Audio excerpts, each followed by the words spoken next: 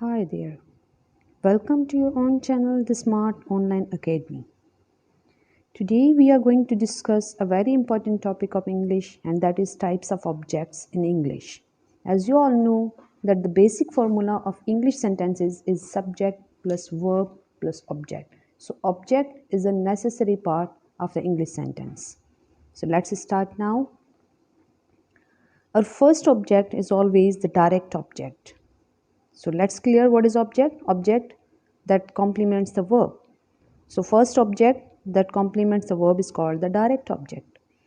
The direct object, the receiver of the action expressed by the verb, and the answers the questions what or whom. That would be the object. Like example sentence, let's see. He bought an umbrella. Here a verb is bought and an umbrella is a direct object, because if we consider that what we bought umbrella, means it is complementing the verb, so that is direct object of the verb. Indirect object is the receiver of the direct object, and it tells to whom, what, or for whom what the action is performed. For example, he bought me an umbrella. Here again our verb is bought, and what we bought? Umbrella. So umbrella is the direct object. So umbrella is bought for whom? For me. So here me is an indirect object. Now this you should keep in mind that indirect objects are not always present in a sentence with a direct object, like Sam made Sophie a dollhouse. Phrases and clauses can be direct objects, like we knew that the trip was cancelled. Now here the trip was cancelled is a clause, so it is the direct objects. A sentence can have multiple direct and indirect objects, like she sent me a gift when I gave her my address. Here the highlighted words are the indirect objects.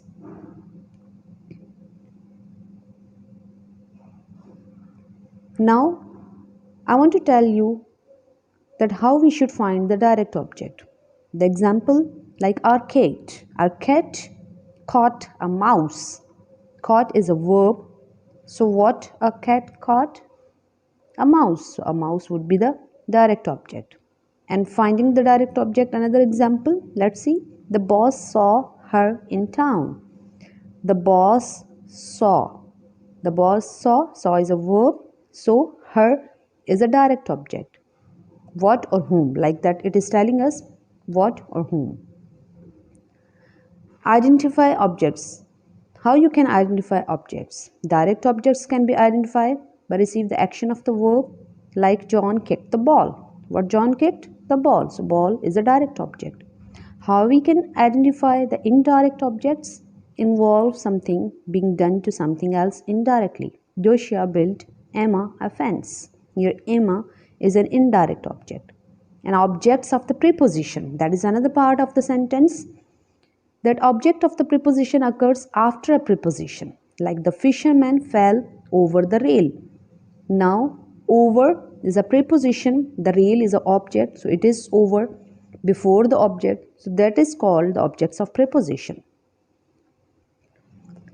Some objective case are also the object of the sentence, like what are the objective case? The case used for nouns and pronouns that functions as objects. For example, direct object, they like her, means instead of noun, when we used pronoun, that is called the objective case of the pronoun. Like they like her, now her is a direct object and it is the objective case of pronoun.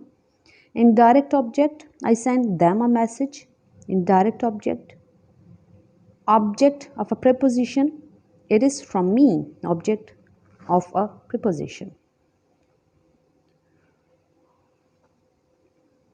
Now let's see some more examples. Marilyn forgot her keys and phone. Now Marilyn is a subject, forgot is an action verb, her keys is a direct object, and phone is a direct object again. Luke wore gloves and a jacket. Now Luke is a subject, wore is an action verb, gloves direct object, and again jacket is a direct object because it is telling who or what. There are three kinds of objects. First, again, let's revise. Direct object we have done indirect object, and we have done objects of preposition. Direct object, like Jack caught a fish. A fish is a direct object, the things being acted on by the verb. So that is called the direct object. Indirect object, the beneficiary of the action, like give her the fish. Now her is a beneficiary, so it is an indirect object. Objects of a preposition, the noun or pronoun governed by a preposition, that would be the objects of preposition, like cook without salt. Now without is a preposition, so salt would be the object of the preposition.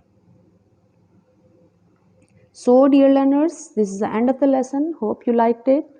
And if you have any question, don't forget you can ask me in the comment section below. Thank you.